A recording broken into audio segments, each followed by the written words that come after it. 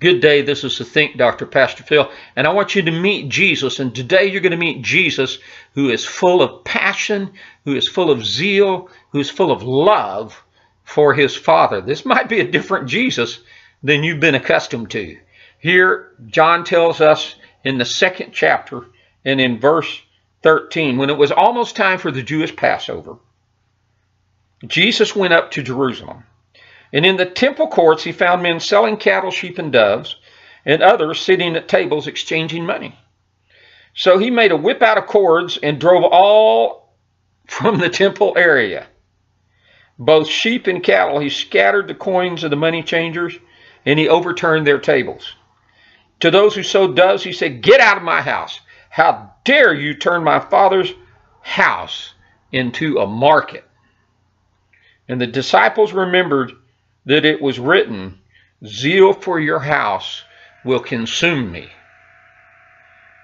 Wow, what an incredible lesson right here in Jesus. We're going to take a little more time than we typically take in these devotions, so hang with me a couple extra minutes. Jesus is doing what Jesus does. Jesus is going up to the temple as is instructed in his Jewish heritage to worship God at the time of the Passover. And he comes in, and here's all these people who've turned the front of the church building into a market. I mean, they got the bookstore, they're selling cassettes, they're selling videos, they got the coffee running. There's nothing necessarily wrong with that. The problem was where they put it.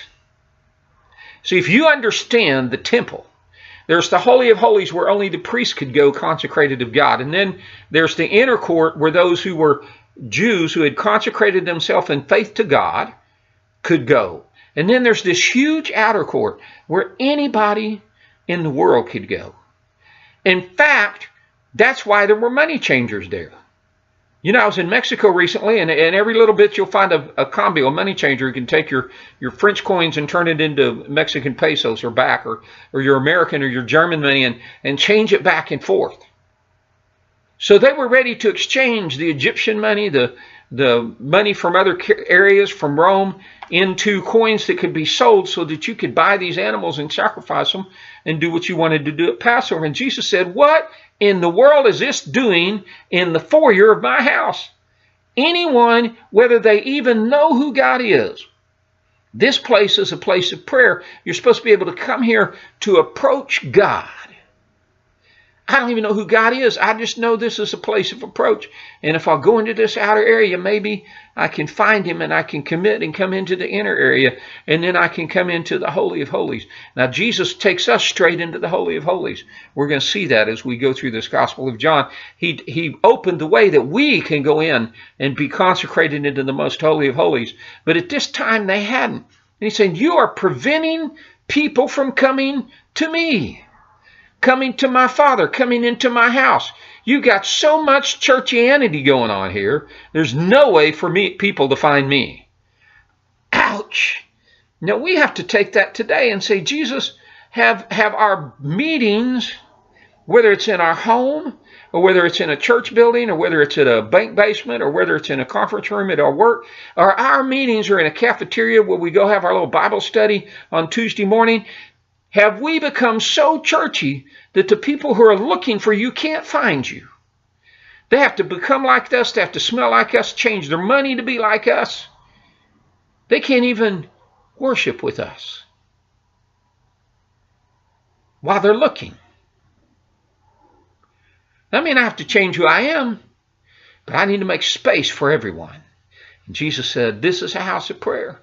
Make space for everyone. Jesus makes space for you. I don't know who you are, if you've ever met Jesus, but he's got space for you. He's cleaned it out. Now we'll find out he had to do this again at the end of his ministry because they just filled it back in. And we do that. Ouch, churches, we do that. We just fill it back in with our stuff and our songs and our hymnals and all our...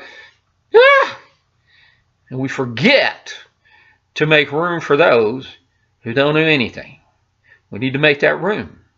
We can have our sacred meetings in the inner court, but we got to have the big space open for everyone to be a part. Jesus has space for you, and he's willing to get himself in big trouble to make sure he's got space for you. What a great God. Father, I pray, and my friend understands Jesus has made space for them to come in. They don't have to change their money. They don't have to buy doves and pigeons and cows. They can just come in. They don't have to have the right book. They don't have to write clothes on. They don't have to wear the tie to choke them up, the corbata. They can just be and come in the way they are, and you will receive them and help them to grow and be part of this great family that Jesus travels with. Jesus travels with family. He wants you in that family to travel with him. The Lord bless you and keep you. The Lord make his face to shine upon you. The Lord give you peace.